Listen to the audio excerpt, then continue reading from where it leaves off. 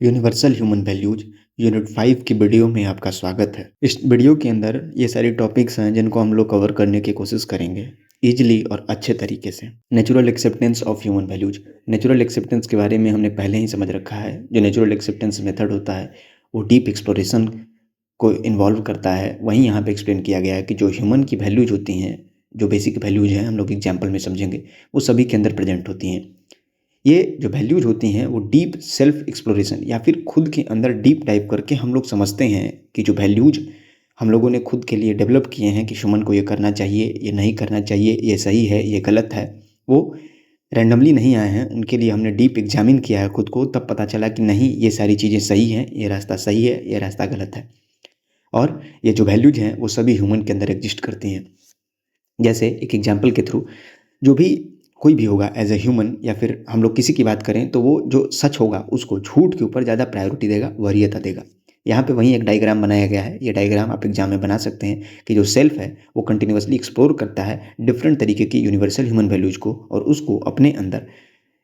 जो कुछ human values पहले से होती हैं, जो यूनिवर्सल होती हैं, वो तो होती ही हैं, साथ के साथ कुछ ऐसी भी वैल्यूज होती हैं जिनको वो डीप एग्जामिन एक्सप्लोर करके खुद के अंदर इनकलकेट यानी कि खुद के अंदर ढालता है कि ये सारी चीज़ें सही हैं और ये सारी चीज़ें एज ए ह्यूमन हमें फॉलो करनी चाहिए। डेफिनेटिवनेस ऑफ एथिकल ह्यूमन कंडक्ट। ये टॉपिक जो है ये एक्सप्लेन करती है कि जो हमारा व्यवहार, एथिकल बिहेवियर, नैतिक व्यवहार जो होना चाहिए वो काफ़ी क्लियर होना चाहिए और यूनिवर्सल होना चाहिए। क्लियर का मतलब वो ट्रस्ट पे बेस्ड होना चाहिए, रिस्पेक्ट पे बेस्ड होना चाहिए और ऑनेस्टी पे बेस्ड होना चाहिए। और यूनिवर्सल यानी कि वो किसी भी सिचुएशन में किसी के भी सामने सेम तरीके से झलकना चाहिए, सेम तरीके से हमें शो करना चाहिए। जैसे चाहे कोई भी एग्ज़ाम हो, कहीं भी हो, सेमेस्टर का एग्ज़ाम हो, कोई कॉम्पिटिटिव एग्ज़ाम हो, कोई भी कैसा भी एग्ज़ाम हो, वहाँ पर एक यूनिवर्सल रूल हमारे लिए एथिकल ह्यूमन कंडक्ट ये है कि हमें चीटिंग नहीं करनी चाहिए। वहीं यहाँ पे बताया गया है। तो जो एथिकल ह्यूमन कंडक्ट या फिर जो एथिकल बिहेवियर्स होते हैं, नैतिक व्यवहार जो होते हैं,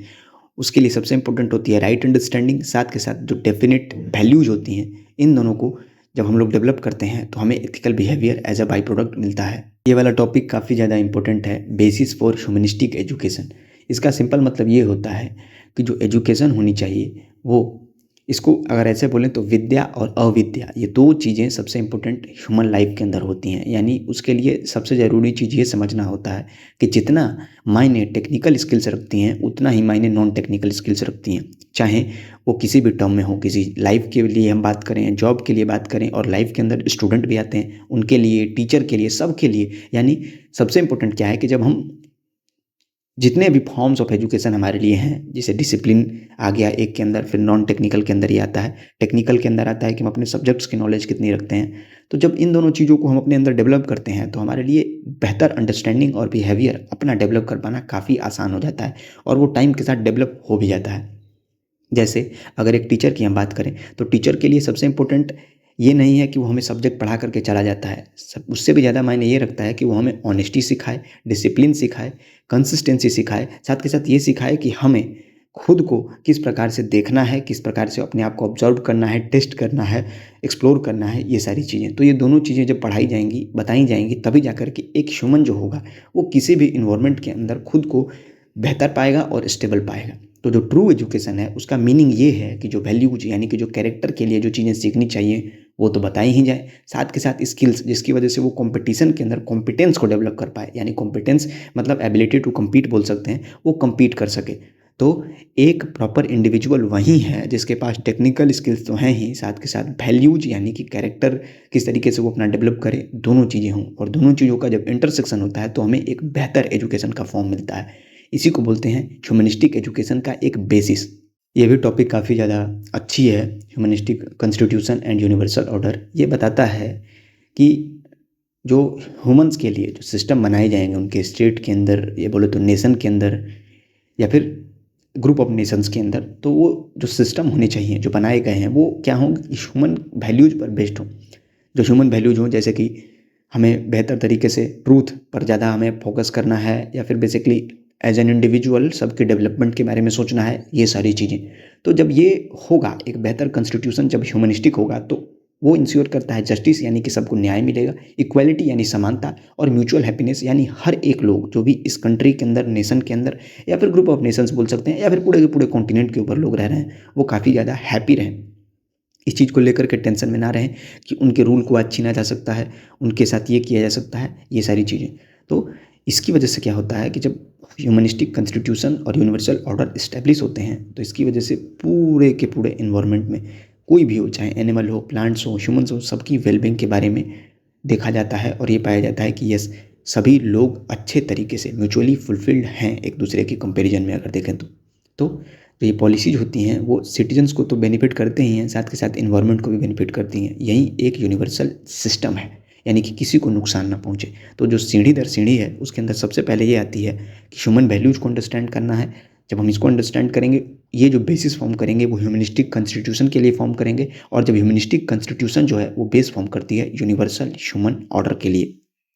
कॉम्पिटेंस इन प्रोफेशनल एथिक्स, इसका ये मतलब होता है कि एक इंडिविजुअल अगर प्रोफेशनलिज्म के अंदर जाता है, यानी जॉब्स के अंदर जाता है, किसी कंपनी के अंदर जाता है, तो उसकी जो ओवरऑल क्षमता है वो जज करने के क्या तरीके हो सकते हैं। तो तरीके यहाँ पे नहीं पढ़ने हैं, हमें ये समझना है कि क्षमता जो है उसके अंदर क्या क्या चीज़ें आती हैं। जैसे जो टेक्निकल स्किल्स हैं उनको ह्यूमन वैल्यूज के साथ एक प्रॉपर अलाइनमेंट जब प्रोवाइड करेंगे तो वो हमें competence in professional ethics develop करके देंगे। यानी प्रोफेशनलिज्म जॉब के अंदर बेसिकली, या फिर कहीं भी अगर हम जाएँ तो उसके लिए जो, अब जैसे किसी इन्वायरमेंट में हम जाते हैं तो उसके अनुसार सेटल होने के लिए हमें कुछ चीज़ें चाहिए। तो यहीं वहीं उन्हीं सारी चीज़ों को यहाँ पे एक्सप्लेन किया गया है कि जैसे हम अगर एक जॉब वाले इन्वायरमेंट में जाते हैं, या फिर ऐसे इन्वायरमेंट में जहाँ जाते हैं जहाँ पर कि एक दूसरे के साथ लोग वर्क कर रहे हैं और आगे बढ़ने के लिए बेसिकली रास्ते बना रहे हैं, तो वहाँ पे ये चीज़ समझना ज़रूरी है कि हमें जो टेक्निकल स्किल्स जिसके अंदर अलग अलग चीज़ें आ सकती हैं, कोडिंग आ सकती है,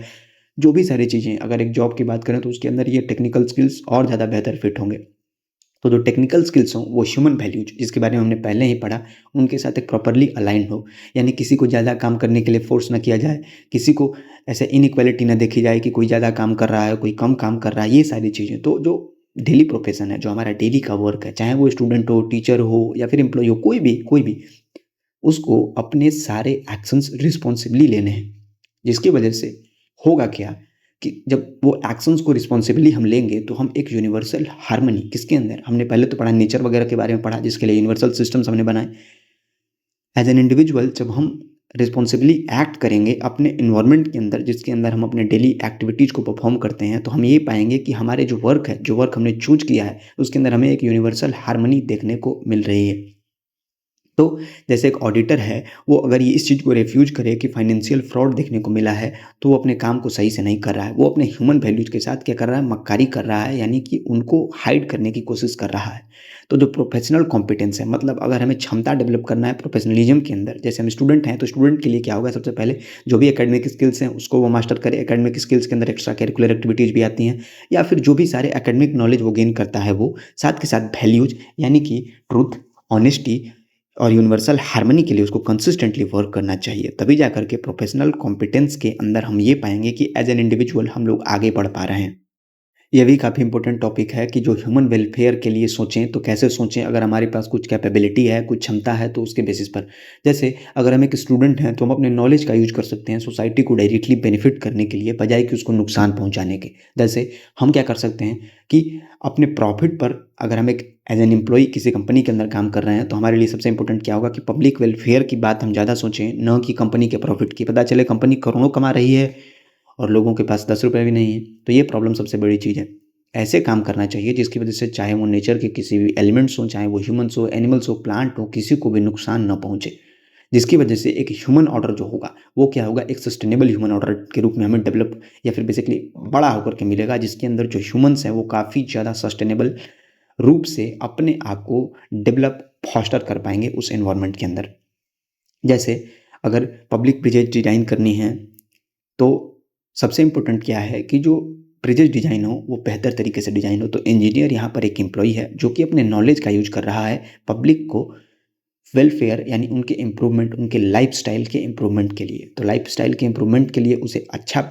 और सब सेफ और अफोर्डेबल ब्रिज बनाना होगा, न कि ऐसा ब्रिज कि पहले ही लोग चढ़ें और वो सीधे पानी में गिर जाएं। ऐसा ब्रिज बनाने से काम नहीं चलेगा। तो ह्यूमन वेलफेयर के लिए इंपॉर्टेंट चीज़ क्या है कि जो प्रोफेशनल स्किल्स हमने सीख रखा है कॉलेज के अंदर या फिर कहीं भी, उसको हमको अपने एथिक्स के अनुसार गाइड करना है, डायरेक्शन देना है, तब हमें बेहतर रूप से हम वर्क कर पाएंगे जो ह्यूमन वेलफेयर के डायरेक्शन में अलाइंड होगा। इसको एज अ टॉपिक देखने की बजाय आप ऐसे देखें कि ये आपके लिए एक बेहतर डायरेक्शन पोजेस कर सकता है। उसके लिए सबसे इंपॉर्टेंट चीज़ क्या है आपको, कि आप इसे एग्जाम के बाद भी अपने लाइफ के अंदर कंटिन्यूसली इम्प्लीमेंट करते रहें। जैसे जो भी सारे सिस्टम डेवलप किए जाएँ वो ऐसे डेवलप किए जाएँ जो कि पीपल फ्रेंडली हों और लोगों की अच्छाई को देखने की तो कोशिश करें ही, साथ के साथ इन्वायरमेंट के लिए भी बेहतर सोचें। ऐसा ना हो कि ऐसे इन्वायरमेंट को डैमेज किया जाए और जो सिस्टम है वो लोगों को काफ़ी बेनिफिट कर रहा है। ऐसे सिस्टम का कोई वैल्यू अगर अच्छे टर्म में देखें, जिसने यूएचबी अच्छे से समझ रखी है इस टॉपिक को, उसके लिए कोई इसका वैल्यू नहीं है, जीरो। वहीं यहाँ पे एक्सप्लेन किया गया है कि जो सिस्टम्स होने चाहिए वो ह्यूमंस के लिए तो सेफ होने ही चाहिए, साथ के साथ इन्वायरमेंट फ्रेंडली होने चाहिए और सस्टेनेबल होने चाहिए। लॉन्ग टर्म में उनका यूज किया जा सकता है जिसकी वजह से इन्वायरमेंट को भी हार्म ना हो और ह्यूमंस को उसका बेनिफिट तो मिले ही, क्योंकि सिस्टम्स डेवलप यूजुअली किए जाते हैं ह्यूमंस के लिए ही। अगर हम देखें एक ब्रॉडर बेसिस पे, तो सबसे इम्पोर्टेंट क्या है कि यही यहाँ पे एक्सप्लेन किया गया है कि मोस्ट ऑफ द टाइम होता क्या है कि जो सिस्टम्स डेवलप होते हैं वो ह्यूमंस के वेलफेयर के लिए तो वर्क करते ही हैं, लेकिन लॉन्ग टर्म में वो इन्वायरमेंट को काफ़ी ज़्यादा डैमेज करते हैं। तो जैसे अगर एक सिस्टम की बात करें तो जो नॉर्मल जो ट्रेडिशनल इलेक्ट्रिसिटी प्रोड्यूस करने के तरीके थे उसकी वजह से इन्वायरमेंट को हार्म पहुँचता था। तो हम जितनी तेज़ी से कोशिश कर सकें उतनी तेज़ी से सोलर एनर्जी को यूज करें, सोलर पैनल्स का यूज करें instead of using fossil fuels. वहीं यहाँ पे एक्सप्लेन किया गया है कि जो टेक्नोलॉजी है वो इस तरीके से काम करे, जो टेक्नोलॉजिकल सिस्टम्स हैं वो इस तरीके से काम करें कि पीपल के लिए भी सेफ हों, साथ के साथ नेचर के लिए इको फ्रेंडली भी हों। ये एक ट्राइंगल है जो अगर किसी भी लेवल पर डिस्टर्ब होगा तो पूरे का पूरा ट्राइंगल प्रॉपरली डिस्टर्ब हो जाएगा। People friendly and eco friendly system के बारे में हमने पढ़ा, उसी के बारे में थोड़े डिटेल में हम लोग समझ लेते हैं holistic models in professional ethics के बारे में। तो हॉलिस्टिक मॉडल्स क्या होते हैं, इनका मेन एम होता है कि जो सिस्टम्स या फिर जो मॉडल डेवलप किए जाएँ वो इको फ्रेंडली हो, सस्टेनेबल हो, साथ के साथ वो ह्यूमन वेलफेयर के लिए वर्क करें। जैसे पहला आता है हॉलिस्टिक टेक्नोलॉजी मॉडल, जिसका मतलब होता है कि ह्यूमन बेनिफिट और इन्वायरमेंट की सेफ्टी के लिए वर्क किया जाए और नेचर के एक्सप्लॉयटेशन को बिल्कुल अवॉइड किया जाए। अगर बिल्कुल नहीं कर सकते हैं तो जितना ज़्यादा किया जा सकता है उतना ज़्यादा किया जाए, जिसकी वजह से ओवरऑल सस्टेनेबिलिटी हम लोगों को अचीव होती है। और भी मॉडल्स हैं जैसे ह्यूमन सेंटर्ड मैनेजमेंट मॉडल, इसका जो होता है वो मेन फोकस होता है एम्प्लॉई के वेलबींग पे फोकस करना, यानी कि कोऑपरेशन को प्रमोट करना कंपटीशन की बजाय, जिसकी वजह से ट्रस्ट और फेयरनेस जो होता है वो बिल्ड होता है कंपनी या फिर एम्प्लॉयज़ के बीच में। इको फ्रेंडली टेक्नोलॉजी मॉडल की बात करें तो इसका मेन एम होता है कि जो ह्यूमन वैल्यूज हों उसको इनकलकेट किया जाए, साथ के साथ सस्टेनेबिलिटी पे वर्क किया जाए, वेलफेयर पे वर्क किया जाए और टेक्नोलॉजी का यूज किया ही जाए, जिसकी वजह से लॉन्ग टर्म सस्टेनेबिलिटी हमें अचीव हो सके। जो सारी भी मॉडल्स और टेक्नोलॉजीज़ के बारे में हमने पहले पढ़ा उसी चीज़ को यहाँ पे एक्सप्लेन किया गया है कि जो टेक्नोलॉजी डेवलप की जाए वो सबसे पहले तो ये देखा जाए कि ह्यूमन वेलफेयर को मेन एम करें, लेकिन ऐसा ना हो कि साइड लाइन कर दें जो इन्वायरमेंट है उसके वेलफेयर को। जैसे अगर ऑर्गेनिक फार्मिंग हम करते हैं तो इसकी वजह से केमिकल पेस्टिसाइड से हम लोग काफ़ी ज़्यादा बच पाएंगे। तो वहीं यहाँ पे एक्सप्लेन किया गया है कि जो नेचर है उसके अंदर एथिकल टेक्नोलॉजी यूज की जाए। एथिकल टेक्नोलॉजी का मतलब क्या हुआ कि मॉडर्न टेक्नोलॉजी को एथिक्स के साथ कंबाइन कर दिया जाए, जिसकी वजह से जो हमें बाई प्रोडक्ट या फिर जो यील्ड मिलेगा वो सस्टेनेबल होगा, वापस से सारी चीज़ें नेचर में मिल जाएंगी और जब नेचर में मिल जाएंगी तो ये नेचर का जो साइकिल है वो कंटिन्यूसली चलता रहेगा। जबकि हम लोग अगर पेस्टिसाइड्स का यूज करते हैं तो वो नेचर में मिलने की बजाय नेचर को और ज़्यादा बर्बाद करती हैं। Transition to universal human order, इसके अंदर सबसे पहले इंडिविजुअल लेवल की बात करें तो जो रिस्पॉन्सिबिलिटी पे बेस्ड होती है, यानी इसके अंदर हमें एथिकली और इस तरीके से वर्क करना है कि नेचर को हम लोग हार्म ना करें। और सोसाइटी लेवल पर बात करें तो ऐसे इंस्टीट्यूशंस, कहने का मतलब ऐसा ग्रुप बनाएं जो कि वैल्यू बेस्ड हो, एथिक्स बेस्ड हो,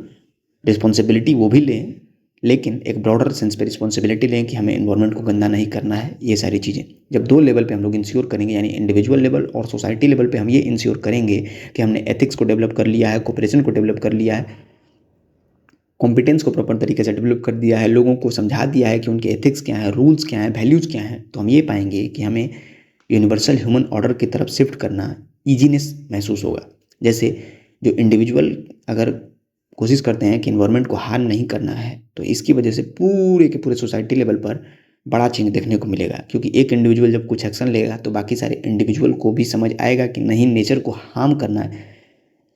बुरा रास्ता है, बजाय कि हम नेचर को लेस हार्म करके अपने वर्क को कंप्लीट कर सकते हैं। वहीं यहाँ पे बताया गया है कि यूनिवर्सल ह्यूमन ऑर्डर की तरफ ट्रांजिशन करने के लिए सबसे पहले हमें एज एन इंडिविजुअल कुछ एक्शंस लेने होंगे, अपनी रिस्पॉन्सिबिलिटी को समझना होगा। जब ये करेंगे तो हम ये पाएंगे कि हम एक बेहतर value based, ethics based institution develop कर पा रहे हैं, जहाँ पर सारे के सारे लोग ऐसे हैं जो नेचर को हार्म करने की बजाय,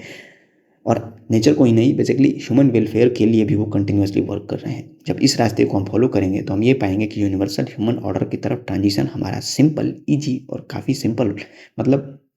बेहतर हो गया है। Thank you. अगर यहाँ तक आपने वीडियो देखा है तो पीडीएफ की लिंक आपको डिस्क्रिप्शन में मिल जाएगी।